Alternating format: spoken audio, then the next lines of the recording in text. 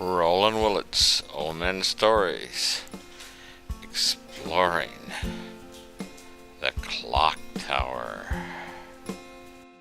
You were telling me about this project on the clock. Yeah. All right, I'll just quit. Okay, you keep talking and do that. I think that's wonderful. Oh, okay. Okay.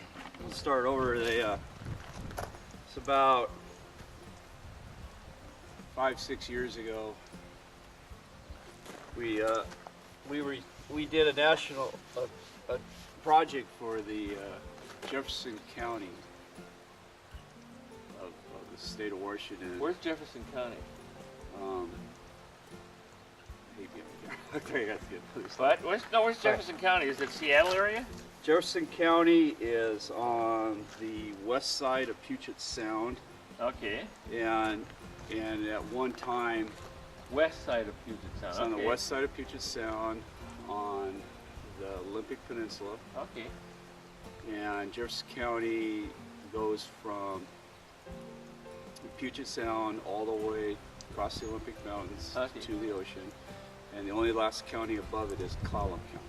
Okay, yeah, I saw the thing when I was going 101. It said Column County you're going into. Yeah, Column County. Okay. But where is this? Where is the? So it's the second. The clock. The clock is in the city of Port Townsend. Oh, okay.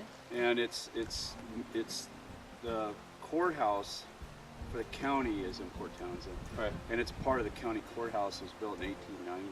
Oh, and actually, the architect that built it, it was like his third project, and he became famous for trying to build fireproof buildings. Oh, okay.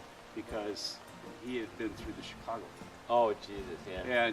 And having seen, I think, like San Francisco maybe before that too, that his goal was to build buildings that were mostly out of stone. Right. Even the floors had a new system. It was called a flat arch, and it was made out of terracotta tile that were slightly tapered. Oh, okay. And they put it between I-beams. And anyways, the clock tower was built in 1890, and the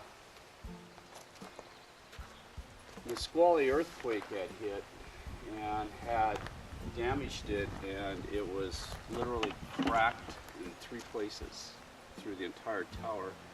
And there was great fear that it was going to collapse. Right. And so we were hired to go into the building and structurally upgrade it to prevent it from earthquake damage again. And the building was so bad that before I even let any subcontractors show up, I brought the mason in to patch the cracks so the guys wouldn't see them. Oh, is that right? Yeah. And then we had, anyways, the kind of a little history on it there, but it was so I'm at a friend's birthday party. We had put the scaffolding up. It was an innovative type scaffolding system. Right. To where we went up 3 sides and we had cantilever beams that go all the way around it. Okay. And the scaffolding had to be self-supporting, which is kind of contrary to state and federal law because it's supposed to be attached to the building. But the building was too fragile to hold it. So. And this is your hippie buddy. No, this is just what we were doing. Oh, that's what you were doing. Okay. So then I'm at my neighbor's house, my hippie friend. With the 2 wives. With his 2 wives at his 60th birthday party. Oh, okay. And it will kind of wound down to where we're sitting around his campfire. And I told him, I said, you know, you're 60 years old, you have everything in life you ever wanted. I said, what can I possibly give you for your birthday? Right. And he said, set the clock faces at 420. Yeah, and 420 is? 420 is the code in the Seattle area for lighten up. And I think it started at the Hemp Fest, which is one of the big Hemp Fests. It's like the biggest one in the country in the Seattle area. Oh, okay. So I said by 8 o'clock Monday morning it'll be done. And we were getting ready to pull this clock out of the building. Anyways, we had to disassemble it, take it to pieces. It was huge. And I want to detract a little bit because the clock was so. Right. It was a 7-day clock, and the prisoners, they used to bring them up there to wind it with a hand crank. Oh, is that right? And the counterweight was 130 feet of cable, and when we pulled it out, they had, back then they logged, they cut a log 40 feet long, not like today. Right. And it was in an 18-inch diameter square shaft, and the planks were cut one board, 40 feet long, to 18 inches. Wow. And then they staggered it all the way down the tower. And then down at the bottom, they had an access door. And you open that up, and the counterweight was like you see the old apple boxes. Right. Like an apple box with the horseshoe nails, the square handmade nails. That's all it was handmade nails from that long ago. That's all. 100 years ago. Square nails. Whoa. From like 20D to 4 finish. They're all square, handmade by a blacksmith. Oh, okay. And this box was nailed together with that, and it had like softball-sized stones in it. Right. It was 12 feet high. 12 feet high. 1,200 pounds of stones with one hand-forged rod down the center to the bottom. And it went on 100 years and kept running. Yeah. Whoa. The guy, the city manager, that was his office down there. It's probably 12 by 12 with this thing in the corner, and his desk was there. Right. He never knew it was there. Oh, is that right? Oh, he never knew it was in there. Oh, okay. And had the cable ever broke, he got almost physically sick. And I told him, man, if this cable had ever broke, this box of rocks would have exploded. That's right.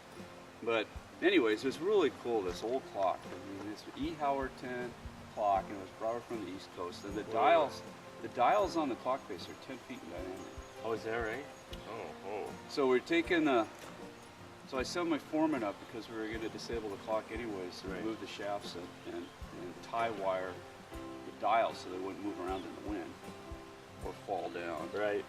And being it's a National Historic Landmark, you have to document and treat everything carefully. So I told him, so he comes in the trailer first thing Monday morning, and I said, I need you to go up and disconnect the shafts and tie off the clock faces, and I want them set at 420.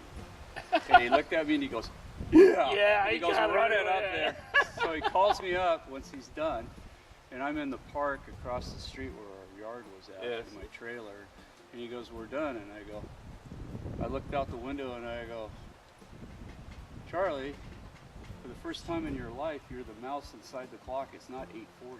Yeah, you did it backwards. He did it backwards because he was on the inside. That's the inside. Yeah. And he goes, oh!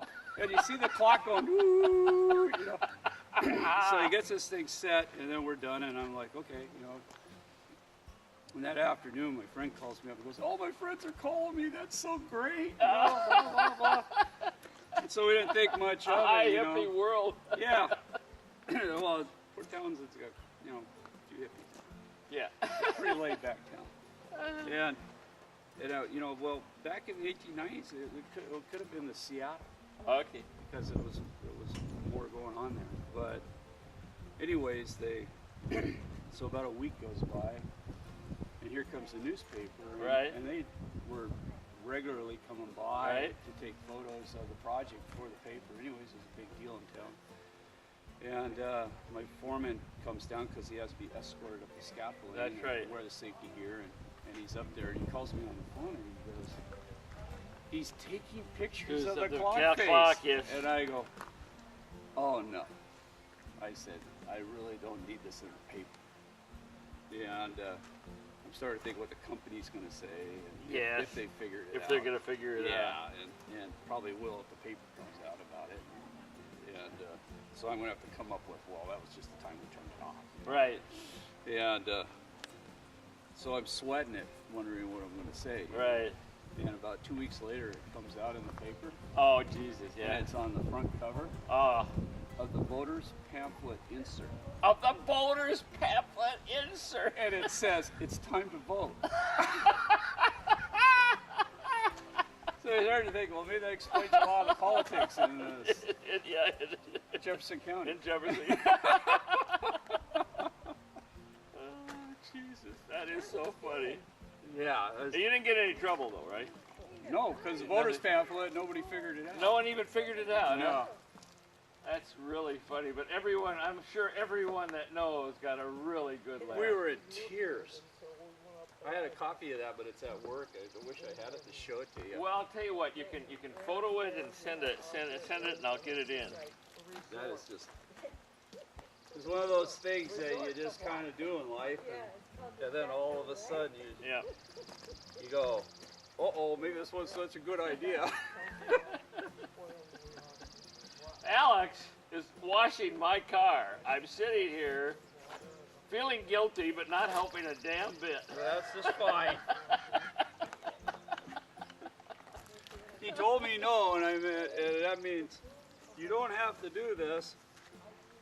And I think when they say no, it means I'm not going to help.